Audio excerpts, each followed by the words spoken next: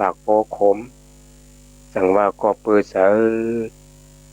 เอาดีโมเมเฮามันเสือฝึกตื่นกูมืออย่าไปเรื่องเสือหนกเสือเงอเอาไว้อันนี้เป็นภูมิปัญญากำหูกำหันตะกะบอกหลวงเฮาลุงตังเกเปิ้นได้เตรียมไว้ผักปันคือเฮาเป็นลูกเป็นหลานคืออยากมากาสูงมาเพิ่มหมู่เอาม่วนเมฆสั่งสอนเจ้าทั้งว่าสู่เขาหาการอยู่เนอพระเนอเลียนกินข้าวเลี้ยงรักกินพักเตียงใส่สิห้องว่าโกนในสิเมื่อก่อมุ่งปฏิสันเถเตเป็นห้างเป็นนั้นมีใจไว้ห่างผ่าห่างมันอยู่ไว้กะเจออันมาในมันมีทางกัดสังมันสักเหตุเปลี่ยนปูนปังตั้งดีตั้งให้ซื้อหือพอซ้อมหลังสภาวะเสกะติเตเป็นชังกาสังว่าเฮาใกล้สารคัดเมลัดปั่นมันซ้ำเตเป็นหือมาอันมาในกะนังหมุนสร้างเจ้าบนใดใครเสือป่องเลี้ยงมาเมื่อยามเจ้ายามเจียวพองเหลียวไหนเม่นขยามดีมีมังกลาขยามเจ้าในแลจำได้หมอกเนโปไม่ออกตะกาขนนางยิงใจเอาเขาเจอมีวาสนานำเสอทำตองยินเอานำทำคำสอนอย่าหลีกสิว่าสุขชาสุขสีล่างโตล่างเสอขยามเหนือไหนเนในอภิธรรมาสร้างโจนั่นเนไว้ลองเจอโลกีก็มีดอกูตรากูเบิงอยู่เจ้าอันขหันขคู่ลองเจอกูเปิงนั้นหาตัวเนอปับทำอภิธรรมาสร้างโจเนอปับอ่อนอันที่กูวาสันติพุทธาพระเป็นเจ้าไว้นั่นก็มีหลายอันหลายมิวหลายหมู่หลายตัวอยู่พอมาตัวอย่างเนออภิธรรมาสภาวะเสกวนเท่านั้นมันมีอยู่สองเปลืองหนึ่งในใจขุนเศร้าเว้าลำสองเจอเผือกสิ้นข่าวสารเป็นสองเปลืองไว้ใจขุนเศร้าเว้าลำอันมาในซ้ำเพออกก็เป็นสองซุ่มหนึ่งก็เป็นเจอไม่ขี้เนียงสุกจุงเมากังเต้นตอกจกเวียนมุงมองตองกับเป็นโกเหตื่นผ่านข้านหันข้านงินอ่ำมนอ่ำเสืออ่ำฮักอ่ำสมอ่ำแมนลมอ่ำแมนเตออ่ำฮันเตออ่ำเพงเตออ่ำอิ่มอ่ำเติกอ่ำโปอ่ำตะกะอ่ำในในเป็นเตอที่ว่าอ่ำดีได้เป็นเตออากูโชนั้นก็เจอใครได้เจอใครหันเจอใครงินใครนมใครเลี้ยมใครเตื้อใครหู้ใครกะใครไปใครกินใครนอนจมเจอเกอหลีหมดมากหักแน่นแม่นทับถูกเจอใครยุ่มใครโคใครอยู่แคบแอบอิงอย่างว่าใครตัวไหนจุ่มหนึ่งในสองจุ่มในปูมาคุบเย็บโลกันได้หันมีไว้เคยเลยมีสองมิวสองอันก้อยเคยตะกาเคยไหน มันลุกตีเลยมาลุกตีมาเคยนี่นะมันลุกตีมาตะกาในตีเลยมาพวกไหนลุกตีเคยมาเฮ็ดในปั่นปุดกันเกาเป็นเงาเมื่อเป็นเงาก็อยู่กันอยู่ติ๊กๆเฮ็ดจังนั้นเงาต่อไปก็เจอคนเศร้าเว้าลำหนังกันอันว่าในตีต้องเอาใส่ตัวใส่เจอเอาไว้ยามพองเสือเจ้าเก่ารอดเชเสือสองซุ้มอันเนมาใน ตั้งที่ได้ว่าเป็นเจอเผือกสินข่าวเสืออย่างโปมีออกตะกะคุณนางยิงใจตั้งหลายเอาเขาเอานำทำกรรมสอนตู้สอนใจเฮาได้ใจมืดจงในวาสนาเสียสมาครูบาอาจารย์อันเก็บเอานำทำกรรมสอนพวกท่าพระเป็นเจ้าตั้งไผ่เมืองไผ่ไทยก็ดีก็เลยถ่อมได้ยินกันมาก็หนังว่าโปเป็นคนเฒ่าคนเก๋เดี๋ยวเลยถ่อมได้ยินนำทำคำสอนตั้งไทยตั้งเมืองนั้นอยู่โปป่องเจอกันดีนี่แหละเขาเลยถ่อมได้ยินดินทำคำสอนตั้งไตในอันในเตป่องเจอเหมือนทั้งคนต้องไม่เข้าเท่ากินต่างเมียวมาต่างมาเตียนก็เต็มอิ่มเหมือนเข้าในนั้นวันเมื่อไรก็เลยว่าการดีแต่ว่าเสตกาได้ถ่อมได้ยินกันแทงวันหนึ่งอย่างพวกเราไรหู้ไว้ใจจังไหนยาวอย่างคืนบ้วนตัวในใจเจ้าเก่าเยวันในเป็นใจสังหลายใจขุนเจ้าว่าลำนำฮือเป็นใจเผือกขึ้นข้าวเสือได้ปอกหรือสีเจ้าเก่าตัวขึ้นปื้นเจ้าเก่าในเตกะหาทานเปต่างกาลาปาตังเปิ้นต่างคนนั้นตื้นว่าเผก็หูไรในใจเจ้าเก่าบ้วนตัวแล้วเมื่อเหลียวใจเจ้าเก่าเป็นใจสังอยู่ก็เป็นใจหักสังตุมขีหลีลีแค้มถูกใจถูกใจเขาเลยใจกูคือในเขาปั่นพูดกันเป็นอยู่กูวันกูคืนตื่นคือดื้อยามพองเสือหักปอเป็นมาเสือสังปายามพองสังปวนอยู่นั้นเสือหักก็ปาคอยการงุนเสือสังนั่นเตมันเถมาในเสือหักงุนเสือหักทำเตกดีเสือสังมาอันนี้ก็สั่นคัดไว้เนาะตะกาเขาทอมดีๆเขาปั่นพูดกันเฮ็ดเฮ็ดไปสายมันเป็นอันเดียวเหมือนหนังยาวเอาหักเสือภายหนึ่งเอาจังเสือภายหนึ่งพวกหักนำก็การลงกับภายตั้งหักพวกจังนำก็การลงกับภายตั้งจังพวกโจมนำก็การภายโจมพวกเอาขี่มาปูเสือแท่งซ้ำการภายขี่เฮ็ดในอยู่ติแต่เจอในก็ตามเอาหิวตัวเอาสร้างตัวสาวเจ้าเก่า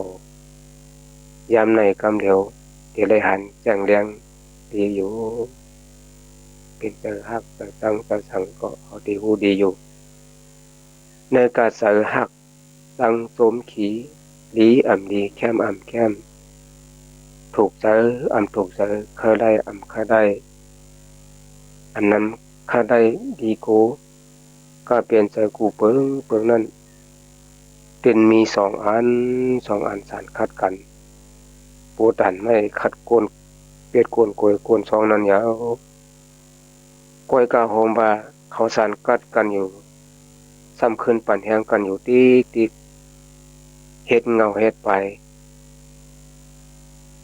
เกิดปันกันอยู่ตาเสียโปตีในปันสอดเจ๊ก็เตือนเพื่อว่าเขายามแต่ที่เลยมาพบญาพ่อมีออกตะกะคนนางยิงใจทั้งหลายเขาก็มีโจกเขา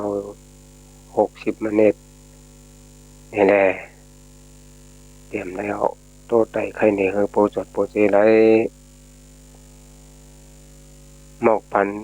กลางตันเตได้หูได้ยินกันหมอกอันนั้นก็ยังเดลีอยู่สะพูนเงินยันแดดดักขัดเสาขึ้นจักแยกออกทอกโค่นวนเอาตีนตีกวางหางก้อยเสเห็นเมื่อนังตะกาคนหนึ่งย้อนถ่อมตราตีมันเสา เสาหนึ่งนั้นตะกาย้อนว่าเสาเฮาโหตราปันคาตะกาที่เก็บที่ปอดเฉกรรมตีขาจากโกนเฮาก็เหมือนกันกำปองก็เคยทำเฮือยาวๆเฮือป่องแต่กำปองก็เคยทำที่เก็บปารมีก็เหมือนกัน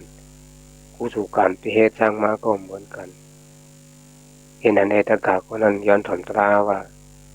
ใครถอนตราอันเก็บ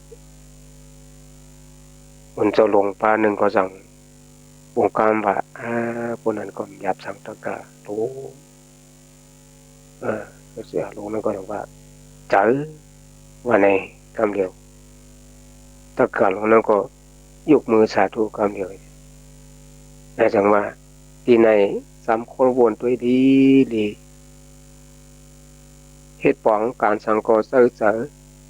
ศพละตัวเฮ็ดดอนเหตุการณ์ดีกู้สู่โคกอบใจเหตุการณ์เมื่อการให้ตัวไผ่กินเหล้าเมายาก็เป็นการนำดีเฮ็ดหมดนี่ก็กอบใจ พอมีลูกดังตั้งเฮ็ดเหมือนกันตั้งรัดถูกกันได้ก็กอบใจโพลีมีเปียง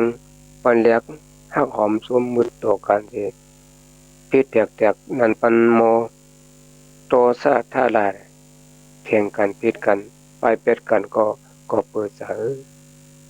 พี่น้องกันซื้อเศร้าอันเดียวกันคนบ้านเดียวพวกเดียวเมืองเดียวกันอันนั้นเมืองหนึ่งเลยเมืองหนึ่งอันถูกอันแม่นกันพิษแตกโอนโมกันตัวโปเปลี่ยนชึกกำพาก็เปิดเสอร้อนนรกกำพามหาเอกเดชอันเฮ็ดคุณองค์ใหญ่สิเปิ้นหมดในเป็นเผอบัวในเพิ่นว่าเป็นเจอในยาวก้อยกามหาเอกเดชคุณจะลงใน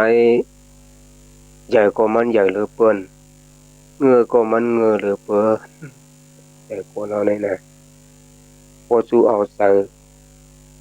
อันเกิดกับสัปปามาในตื่นมีรองรักอีเสียอีกแต่คนเอาในก้อยเคยเฮ็ดผิดเฮ็ดผลมืดมักฮักโดยการนี้ป้าอากุศลทาเสสุติเปิงอิงอนันตหาเจ้าพระตราสังฆาแก่สมาโพเมอีกโดยคนเฒ่าคนเกสาเหตุซึ่งเงินอันโมสั่งปอนสอนปันครูตื้อครูเปิกเอิ้งเสือมืออายุไร5-6ขบนั่นก็โพเมครูดักแหลมการอ่อนกาสู่ครูว่าสอนเห็นเด็กเห็นลายปันอันใดลีชื่ออันใดลีนุ่งอันใดลีกินคือในสากาปันเมื่อเดียวในยี่แขนตอนหน้าเดียวเพิ่นโลคาตาปิญญาก็เฮิงเมืองก็คืนเงินคำก็เรื่องเมืองใหญ่ว่าไหนเมืองเลยก็กวนเรียกกันคืนจ้องภาวนากรรมฐานกูตีกูต่างยาวตุกลางลานดินเฮาเมื่อเดียวไหน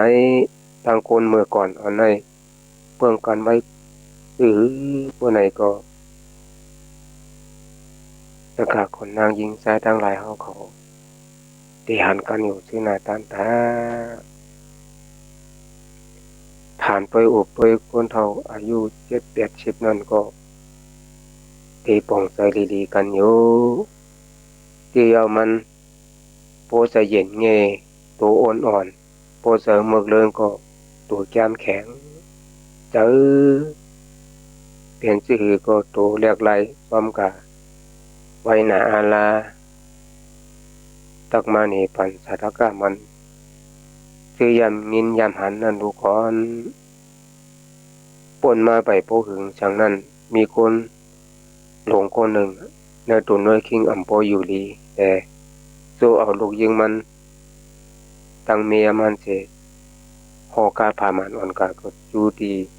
เคินโมยาหลงจัดทัดปัญโยกามันโมยานั่นว่าเจ้าเก่าน้อยเป็นกินสา ที่ในอัญญาได้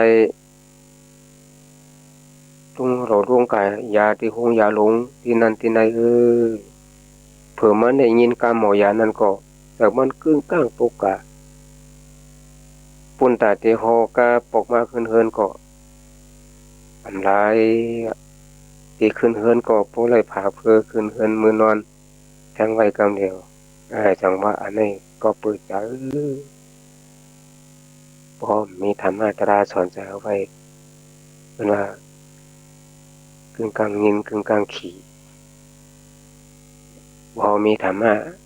มันทำคำสอนเอาสอนตัวสอนใจเมื่อหนังพอไม่ออกตะกะคนนางยิงใจตั้งหลายเขาวาสนาถอมยินกันอยู่ในอันนั้นแหละได้เป็นธรรมะนำทำคำสอนอย่าสมาธิพึงอิงอันเตอันมันอันเจ็ดมันเดือนนั้นสามีแทงเจ้าโคกจากตามเขาคนหนึ่งจางตึกเมจากมันอยู่เจ้านี่สมายอนนี่เจ้าโคกจากว่าไปมีเจ้านี่ซ้ำเลือดไม่ว่าโอ้ใครไหลไว้อันนี้เป็นไพ่โตซาท้าป้องลาเสือเจ้าโคกจากก็จะล้ำผลผัดลูกมาเอาหูมันตุ้มใส่เล็กแหลมอันเจไว้ที่ตรงเฮิงนั้นเฮินนั้นคืนนางย่อลงกว่าเลือดกบผูกผ้าออกมากำเหลวเจ้านี้เนียดไปไว้เจเจ้าโคกจากก็เอามือต้มหัวเสขึ้นเมื่อนอนเกินไว้กำในปมันคุกค้นบนใดใครจะลำซ้อมบนเดือดเจ้านี้นั่นที่มาเดือดมาย้อนนั่นนะเดือดที่หอยบาดเจ็บนั้นก็ดึงออกนิดชีดใส่ผ้าตั้งหัวนอนมันโปดตันหมกชีดพอมันขึ้นยอมใส่โทษะเดือดก็ขึ้นย้อมกว่ามันกาเฮ็ดใน2-3 ปอกมันสั่งผู้ป่องแจงแรงใส่มันว่าอ๋อใส่โทษะในสั่งเฮ็ดเธอเลือดปูนขึ้นตั้งสั่งเฮ็ดเธอเลือดปูนขึ้นตั้งเนอโหพวกเขาสะลำอยู่ที่ติ๊กแตกโดนเลยตายกว่ายาวเขาเตะไว้ใส่ลีๆลูกก่อนช่วยย้อนมาหน้าโตซาไว้ซึ่งนายเจคืออยู่ไว้สู่เขาอันนี้แหละตะกะคนนางเขาเนอะแต่คนนั้นเอามัน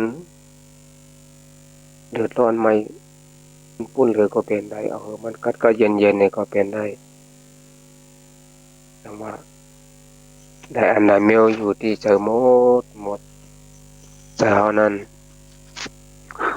ใครเฮ็ดเธอมันกัดมันเย็นเนี่ยก็ได้ใครเฮ็ดเธอมันเดือดมันใหม่เนี่ยก็เป็นได้หรือใช้ในสมีแทงเจ้ามาโคนกาโค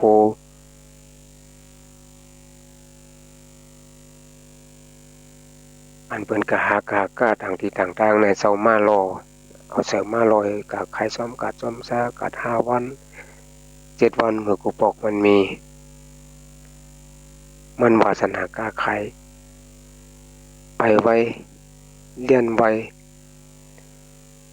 แต่ก็ใครซ้อมกะซ้อมเปิ้นนี่มันคือใจเดียวนะพอมามันป้นเปิ้นกะติ๊กๆเพื่อถึงตั้งกดทีหนึ่ง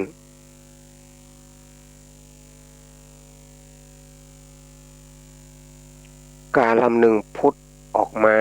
มันตกใส่เสคุณเวียนขึ้นตั้งคุณเวียนขึ้นตั้งหลังมันก็เนี่ยลำซ้อมมันกากติ๊กๆข้าวตังพอมี2 ลักไปเฮือก็เฮือหนาละมุงกาตั้งนาก็อำไรหันหลังโคมันโคมันที่มันตั้งหลังมานั่นน่ะปกฉีขาไว้เหี่ยวเยี่ยมตังย่ำนั้นมันจังวนว่าเอาโคเขาได้ก่อยโมโดโยเปิ้นละเขากับโมโดโยมันทั้งว่ามันลำขาซ้อมมันตั้งหลังมันขึ้นมันแล่นไวหรอกมันก็เลียนติ๊กๆนะพอมันเลียนมาหันกับโคมันตกวากเบอร์อยู่ต่างที่มันเอาต่างหลังนั่น มันว่าโอ้เปิ้นรักเอาหมดเลยโอ้โคก็เลยกึ่งกลางเฮอโอนกัดสั่นลงกาแต่ที่ยุกตีนยุกมือก็สู้หลังโคก่อนเป็นไรมันก็เยื่อนใส่กันก็ร้อยพูดถึงตีหลังโคมันนั่นมันก็การขัดเจอคอนตัวหลังโคนึกว่ามันนักอยู่ตึกึกการนั้นมันสั่งหูว่าโอ้โคก็เลยพามาเอาลงนะพาไปเอากาลง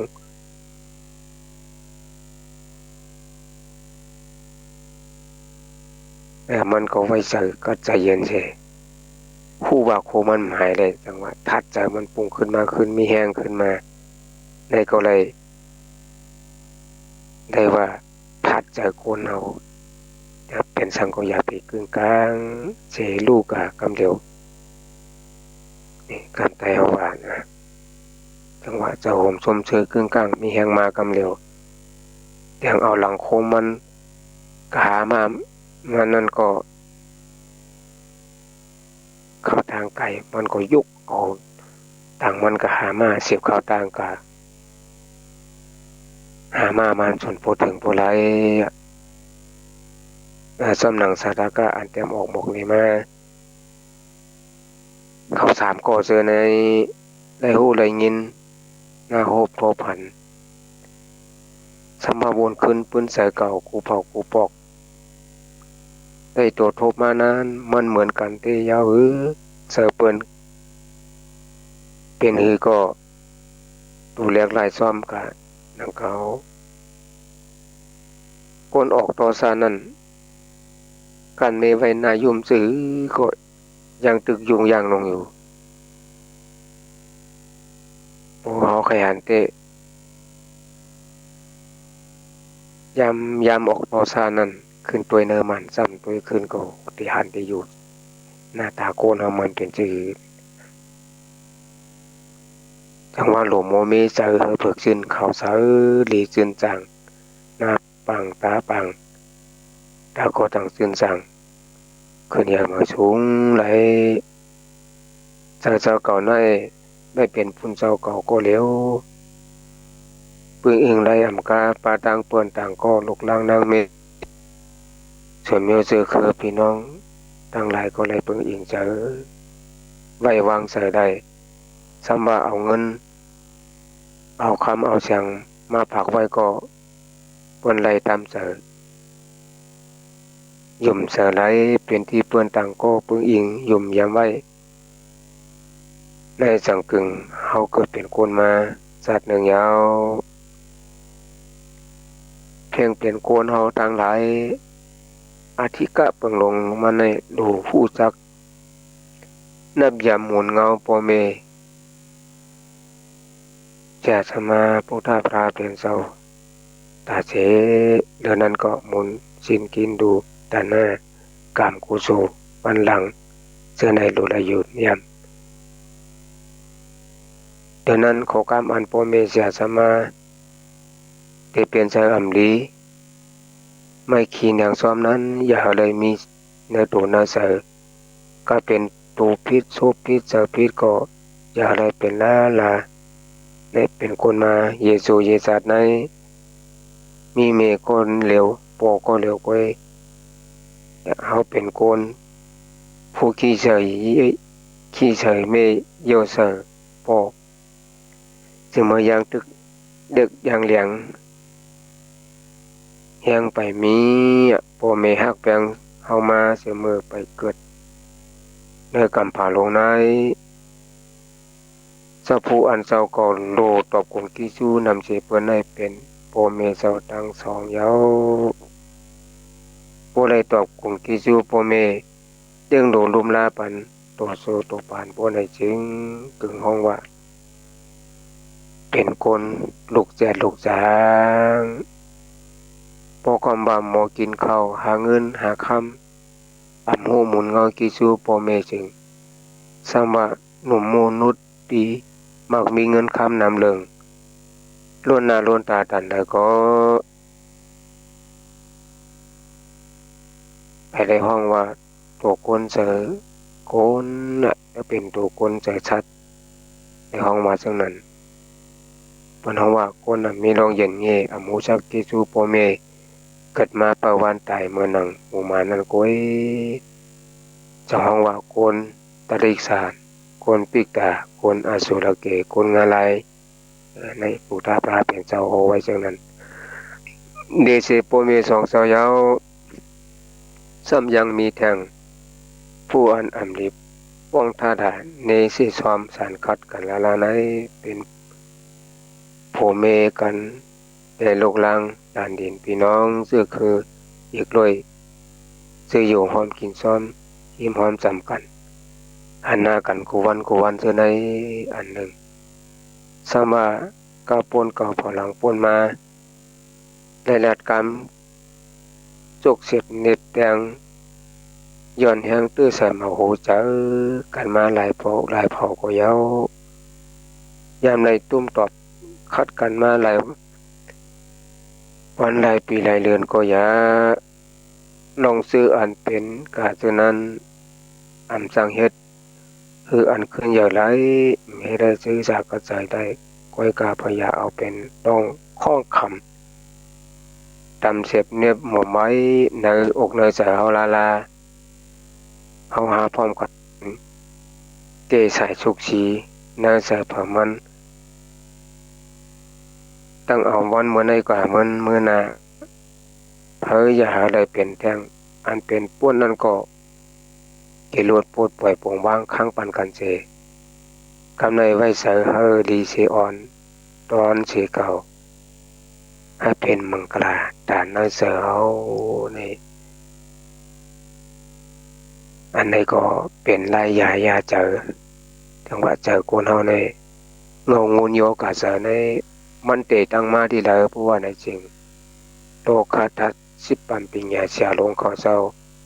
เอาตั้งหูกัดแขนพัดหาขาตัวลายหันมันมาว่าในสิเตตั้งตีเสอปฏิขัดมันตองกึมอ่ำลงอ่ำเดิมก่อยค้นก่อยวนก่อยพิษเสอคนเมื่อเลยสลับเมื่อนั้นป่นมาหลายเดือนหลายปีก็ต้องไว้ไปซ้ำปุบไข่ในเปื้อนตีความการลองย่อยลองยำเอามาเป็นกลางเป็นแคมป่านอกมุกใส่เสาเก่าไว้ในเยาเงาเตโยกามาโคเจอกวนเอาไหนจังเปลี่ยนจังนั้นนะกำตกเต็มเตอเนื้อกำผิดอกจะเสืออีดอดเก็บออกมาหมกมาบ่ไม่ในตัวเนื้อเสือเหตุจังในผิดโมโปเทงกันอำโปเจออำอิ่มนึกเจอกันที่ในจากาจังเปลี่ยนมีทัดจะใกล้สารคัดเปิ้นก็มีปูตันลูกอ่อนให้ลงให้ห้องปองโมอยู่อื่นมึนถ้าสองห้องเจพอเปิ้นมาลงมันซ้ำคืนพอเปิ้นมาเด็ดแล่เย็นแล่ซ้ำให้แห้งสั่งเปิ้นว่าให้แล่ให้ตั้งวันทั้งคืนแล่ซ้ำคืนแต่จังวาสนาโกนเอามันสารคัดกันนี่ใกล้ประมาณเจียมือเล็กถึงมือใหญ่ยาวเกตเท่ายอก็ป้ออ่ำมาว่นคืนปืนเจอเจ้าเก่าป้อมาเอายาธรรมะเอามายาเสือวันนี้อำสังหงสังหายอำสังเตียดสังเย็นได้ตัวโปไตก็หูตึกะคัดเปิ้นอยู่แงเป็นจังนั้นน้ำใจโกนเอาในนะจังว่าถูกไล่หมอโวนคนคืนปืนใส่เจ้าเก่าดีๆงามยามพองเต็ดเย็นนั่นเมื่อในเสมเจ้าก็ห้องเมืองปังตื่นจังมึนตามาเนอพาห่มตัวโปคืนเข้ามานอนกลางค่ำยามดึกนั้นเจอเจ้าเก่าวนสังหลายศพเจ้าเก่าลาสังหลายดีให้เลือดที่เจ้าเก่าคืนคนบ้วนตัวอ่ำสังห้องผู้ใหญ่ก้นหลงเผอมาซอย เจอมังมิวใน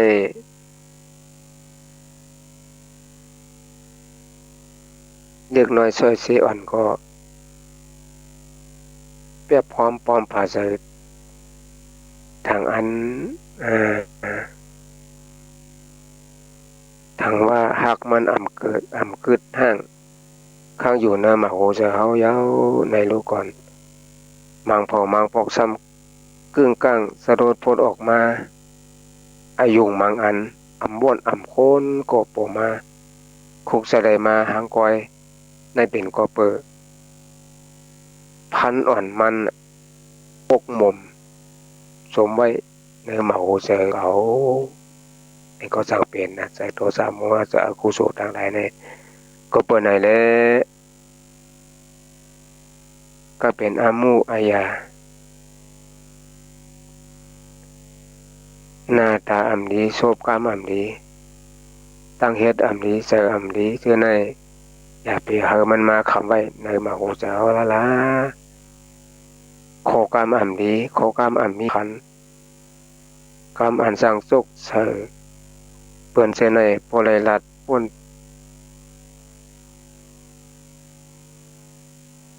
ป่นปากป่นโซเผากาก็จังเป็นลมอย่าถังมันตีหายไรเขาลัดกาหลายๆก็เขาว่ามันจีเจอมันเป็นหูมยินใหญ่ว่าละมันก็หายหลายไว้มาก็ได้หลายเดือนหลายปีก็พอปนขึ้นโหดพอผ่านหน้าเฮาบ่ได้จึงเปิ้นคุกใส่ไรมากำเดียวกำปองกำหลากกำเสกำเนบ่นี่นะเปิ้นไหนแลเงาแต่มันมีตีเจอเจอเจอศพรัดตัวเฮ็ดร้อนเจออันใกล้คนโดยลองอำดีอำมีมังกลาอำปาปิญญาโลกีโลกุตระสังเจอคนคืนอากุโสภายหลังเจแลเอาเป็นมาหน้าโตซาโตกันเจอในเฮาโหลดเลยรถถอยปล่อยแปดเสียงมันต้องตีดีพลายเป็นสาวว่าย้อนเลยเสวนอ่ำดีเจอคนเก่าสาวลำในแลจังเป็นกามย่อยกามยำเป็นกลางเป็นแคมเป็นเส้นเป็นน้ำอ่อนซ้อนสวดเสียบเนียบใส่เนื้อตื้อเจอปอกอีดพิษเจอแทงลอยหอยมันเย็นเปลี่ยนเจี๊ยบลงกาขึ้นหน้าตูเจอเจ้าเก่านอนอ่ำรับกินอ่ำหวานการอ่ำกะเฮ็ดเจอในก้อยอ่ำกาถึงมาลอยตอมเสียงสังก็อ่ำแม่นหูตูรวมสังก็อ่ำแม่นตาป้วนหาลองสังก็อ่ำเป้งเจออยู่หิมเพอก็สารกัดมาก็อ่ำคำได้ไม่มาก็เจออ่ำดีก็เป็นขีนยังจังขั้นหันขั้นยินขั้นกินขั้นนอนเจอในตุบลงมาในหูเจอกำเป็นหูเสือเจ็บกำเป็นหูเสือตอดเดือดหรือของก็นักเจอในเป็นปุ่นพรตนตาอาแปดที่มันดีที่เขาเอาเสืออากุโสเสือโตสะโมหะมาอยู่ในตัวในเสือเขาอันไหนก็เขาโลโมสุกโมชีแปดก็บนนั่นแหละพอออกไม่ออกตะกาคนนางยิงใส่ทางหลายเขาเจอเลยความยินนำทำคำสอนเสียงกำไตวันเมื่อไหนก็พยายาม4:50มันเน็ตเดี๋ยวนั่นแหละพยายามก็แทงหมอก10มันเน็ตหมอกกันนั่นแหละก็ปนั้นพอมีออกตะกาคนนางยิงใส่เขาทางหลายเนาะที่ได้ถอดเสียงกำไตขอวันนำทำคำสอนตั้งไตวันเมื่อไหนถอมอยู่ที่เหลอเฮียงเหลอวันเหลอเมืองเหลอที่เหลอเสียมว่าจงที่มีทั้งพี่น้องไตเฮาหรือว่าพี่น้องที่ป้องกำไตที่ได้ทำได้ยินกันอยู่นี่อันที่ทอมตั้งภาษาทั้งเมืองทั้งไทยแต่ก็เชิญดูว่าสังฆาเซาได้ออกรายการอยู่ กู้ข้าวยามอันปันถัดปันไว้เลยตะกาวเขาก็ได้ติดต่อมเงินกันนำอยู่ก็ให้นาว่าพี่น้องอันป้องกันไตพี่น้องไตเฮาก็ดีพี่น้องอันยุ่มยานาศาสนาคำสอนพุทธะพระเป็นเจ้าเฮาก็ดีติดต่อมเงินกันหือเนาะอันต่อมเงินกันหือเนาะอันวันนั้นก็มีวันมื้อนี้ก็สังว่าตะกาคนนางยิงใส่เท่าเขาทั้งหลายได้ทำได้ยินคืนมันแจ้งเรื่องดีหรือว่าแจ้งเรื่องดีเป็นสิ่งหือพ้องหรือว่าทำยินกันหรือว่าได้มานั่งอุบก็เร็วตัวเดียวพาเร็วให้ก็ในก็สั่งว่าใครโทรมาปันเอ็นปันแห้งหรือว่าใครโทรมาต้องมาถามอันใดอันหนึ่งก็ดีนะโทรมาที่หมายพงหมายโทรศัพท์0627574529อันนี้เป็นเบอร์เหมือนจังเจ้าสังว่ามีทั้งตะกะพี่น้องอุทธรยินเสียงที่หงปล่อยเสียงกามไตนำทำการสอนทางไตเขาก็โทรมาได้นะ0627574529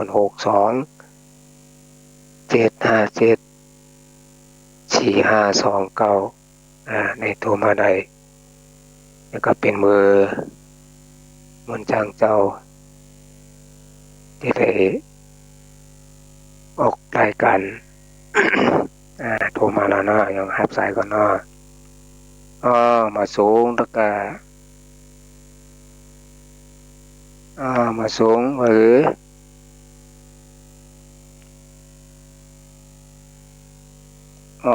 หมนจังก็ได้ออกมันเมื่อไหร่ก็ไม่ออก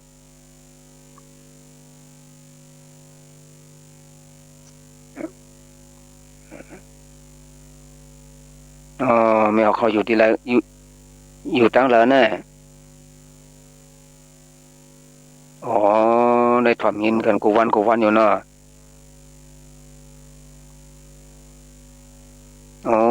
ดีไม่ออกเรียกว่าบาสนาได้ถ่อมตลาดนะ